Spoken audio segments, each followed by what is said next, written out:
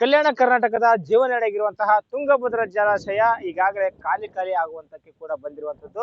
ನಾವು ತುಂಗಭದ್ರಾ ಜಲಾಶಯದ ಹಿಂಭಾಗದಲ್ಲಿ ಇರುವಂತದ್ದು, ಅಂದ್ರೆ ಹಿನ್ನೀರಿನಲ್ಲಿ ಇರುವಂತದ್ದು. ನಾವು ದೃಶ್ಯಗಳಲ್ಲಿ ನಿಮಗೆ ತೋರಿಸ್ತಾ ಹೋಗ್ತೇವೆ ಲೈವ್ ಆಗಿ ಈ ಜಲಾಶಯದ ಪರಿಸ್ಥಿತಿ ಹೇಗಿದೆ ಅಂತಂದೇಳಿ ನಿಮ್ಮ ಮುಂದೆ ಒಂದು ನೈಜ ವರದಿಯನ್ನ ನೀಡುವಂತಹ ಒಂದು ಪ್ರಯತ್ನವನ್ನ ನಮ್ಮ ಫ್ರೀಡಂ ಟಿವಿ ಕೂಡ ಮಾಡುವಂತದ್ದು.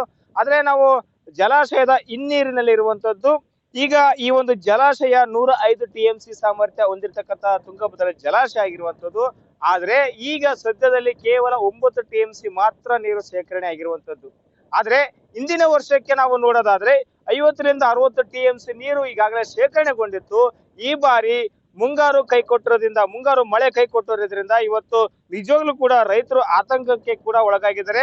ಆದ್ರೆ ವಿಜಯನಗರ ಜಿಲ್ಲೆಯಾದ್ಯಂತ 2,97,000 ಹೆಕ್ಟೇರ್ ಪ್ರದೇಶ ಕೂಡ ಇವತ್ತು ಇದು ಭೂಮಿ ಇರುವಂತದ್ದು. ಆದ್ರೆ ಅದರಲ್ಲಿ ಕೇವಲ 27,000 ಹೆಕ್ಟೇರ್ ಪ್ರದೇಶ ಮಾತ್ರ ಬಿತ್ತನೆಯನ್ನ ಮಾಡಿದ್ದಾರೆ. ಆದ್ರೆ ಈಗ ಮುಂಗಾರು ಕೈ ಕೊಟ್ಟದ್ರಿಂದ ರೈತರು ಕೂಡ ಒಂದು ನಿಜವಾಗ್ಲೂ ಕೂಡ ಒಂದು ಆತಂಕದಲ್ಲಿ ಶುರುವಾಗಿದ್ದಾರೆ.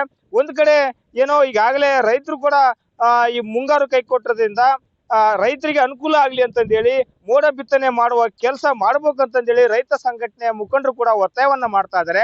ಆದ್ರೆ ಈ ಒಂದು ಜಲಾಶಯವನ್ನ ನೆಚ್ಚಿಕೊಂಡಿರ್ತಕ್ಕಂಥ ಏನು 3 ರಾಜ್ಯಗಳ ಏನು ರೈತರು ಇದ್ದಾರೆ, ನಿಜವಾಗ್ಲೂ ಕೂಡ ಒಂದು ಆತಂಕಕ್ಕೆ ಕೂಡ ಇವತ್ತು ಒಳಗಾಗಿರುವಂತದ್ದನ್ನ ನಾವು ನೋಡ್ತಾ ಇದೀವಿ. ಯಾಕಂತಂದ್ರೆ ಈ ಒಂದು ಜಲಾಶಯ ಈಗಾಗಲೇ 9 TMC ಮಾತ್ರ ನೀರು ಶೇಖರಣೆ ಇರುವಂತದ್ದು. ಇದರಲ್ಲಿ ಈ ಒಂದು ಜಲಾಶಯ ನೆಚ್ಚಿಕೊಂಡಿರ್ತಕ್ಕಂಥ ಖಾಸಗಿ ಕಾರ್ಖಾನೆಗಳು ಏನಿದಾವೆ, ಈ 9 TMC ಅಲ್ಲಿ ನೀರನ್ನ ಬಳಕೆ ಮಾಡಿಕೊಳ್ತಾ ಇದಾವೆ. ಆದ್ರೆ ಇದೇ ರೀತಿ ಮುಂದುವರಿತಂತ ಅನ್ನೋದಾದ್ರೆ ಇಲ್ಲಿ ಕುಡ್ಲಿಕ್ಕೆ ಕೂಡ ನೀರಿನ ತಾತ್ಸಾರ ಮತ್ತು ಸಮಸ್ಯೆ ಆಗುವಂತದ್ದು. ಆದ್ರೆ ಹಾಗಾಗಿ ರೈತ ಮುಖಂಡರು ಒಂದು ಒತ್ತಾಯವನ್ನ ಮಾಡ್ತಾ ಇದ್ದಾರೆ. ಏನಂತ ಹೇಳಿದ್ರೆ ಈ ಒಂದು ಜಲಾಶಯದ ನೀರೇನಿದೆ ಕುಡ್ಲಿಕ್ಕಾಗಿ ಶೇಖರಣೆ ಮಾಡಬೇಕು ಮತ್ತು ಜೊತೆಗೆ ಈ ಒಂದು ಖಾಸಗಿ ಕಾರ್ಖಾನೆಗಳಿಗೆ ನೀರನ್ನ ಒದಗಿಸುವುದನ್ನ ಕಡಿಮೆ ಮಾಡಬೇಕು. ಯಾಕಂತಂದ್ರೆ ಈಗಾಗಲೇ ಈ ವರ್ಷ ಮಳೆಗಾಲ ಕಡಿಮೆ ಆಗ್ತಿದೆ ಅಂತಂದೇಳಿ ಕೂಡ ಇಲಾಖೆ ಕೂಡ ಮಾಹಿತಿ ಕೊಟ್ಟಿರುವಂತದ್ದು. ಹಾಗೆ ಒಟ್ಟಾರೆಯಾಗಿ ಹೇಳುವುದಾದ್ರೆ ಈ ಒಂದು ಜಲಾಶಯದಲ್ಲಿ ಸಂಪೂರ್ಣವಾಗಿ ನೀರು ಖಾಲಿ ಆಗುವಂತಕ್ಕೆ ಬಂದಿದೆ.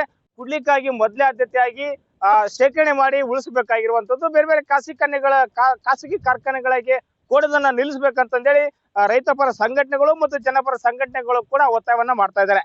Bhimraj, freedom TV, Vijayanagara.